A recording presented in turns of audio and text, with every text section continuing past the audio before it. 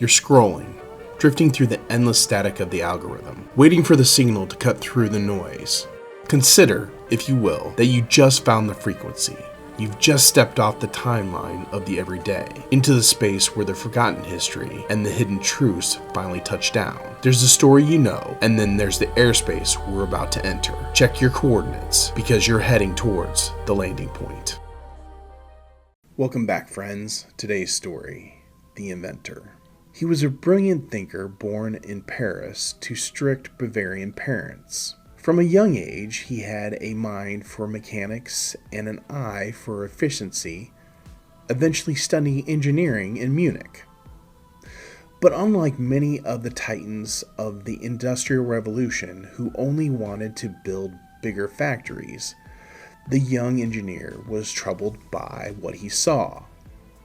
He watched as independent tradesmen and local small business owners were slowly being crushed by the massive, expensive steam engines of the era. Steam power was a marvel, yes, but it was also terribly inefficient, wasting roughly 90% of the coal it burned. Only the wealthiest of industrialists could afford to run them. He wanted to level the playing field. He dreamed of inventing an engine so highly efficient, so self-contained, and so adaptable that local craftsmen could operate it in their small workshops.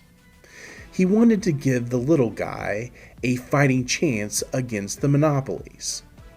And so, he went to work. He spent years designing a machine that defied conventional wisdom. It didn't need coal. It didn't even need a spark plug. Instead, it relied on sheer pressure. Compressed air inside a cylinder until it became so intensively hot that the injected fuel would ignite all on its own. When he finally built a working prototype in the 1890s, it was a marvel.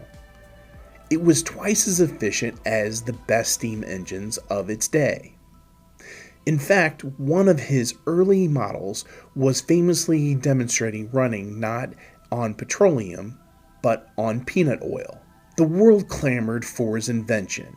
He became an international sensation, a millionaire whose name was whispered with the same breath as Edison or Ford. His engine didn't just power small shops.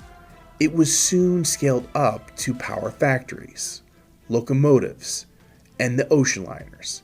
But true genius often walks hand in hand with torment. Despite his engine's brilliance, he was a terrible businessman, plagued by patent disputes, disastrous investments, and the crushing pressure of his own fame.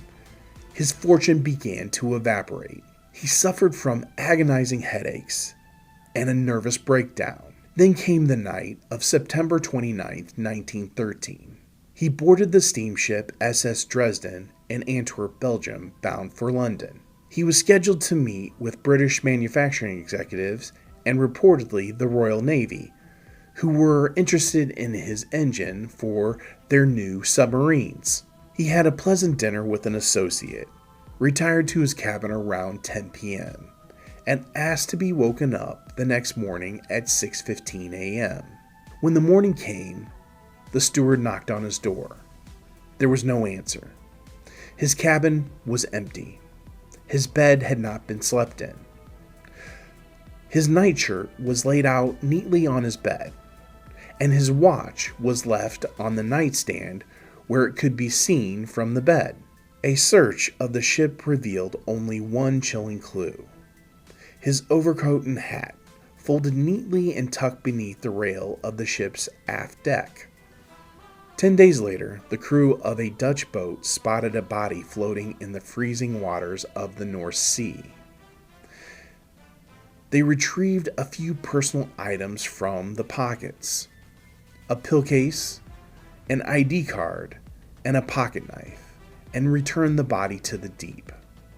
The items were later identified by his son. The mystery of the final night has never been solved. Did he jump into the dark waters of the English Channel, unable to face his impending bankruptcy and shattered nerves? Or, as many conspiracy theorists in the day suggested, he was thrown overboard.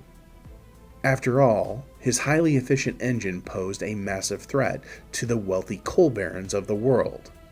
And on the eve of World War I, the German military had every reason to stop him from sharing his submarine technology with the British.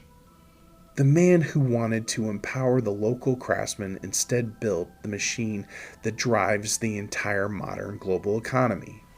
You see it every day pulling freight on the highways, hauling trains across the continent, and powering the massive ships that cross the very waterways where he vanished. The inventor disappeared into the dark, but his engine and his name power on. He is Rudolf Diesel, and whether you realize it or not, this is The Landing Point. Viewers, thank you for watching today, The Landing Point. We really appreciate it. I'd like to take a moment to thank our sponsor, Roadrunner Real Estate. They are a full-service real estate company doing both commercial and residential real estate. They can help you buy, sell, or even lease your properties. So if you're in the market looking for a real estate company, please go out and give them a call. They'll happily help you today. The next thing I'd like to talk about is our social media. Obviously, we have YouTube if you're watching that today. If you haven't done so already, please go out and subscribe. It is completely free to you. There's nothing that you'll be charged or your membership fees, but it does help us out so we can get our latest episodes to you quickly, and you can find out what's going on with YouTube. Our other place that we do a lot of our social media is on our Facebook page, The Landing Point. So please go out and like and subscribe or follow those, I guess I would say, so you get the latest updates. If you're a person that likes to listen to stories as you're out on the drive, we have our podcast. You can find The Landing Point out there, and it can be on most services.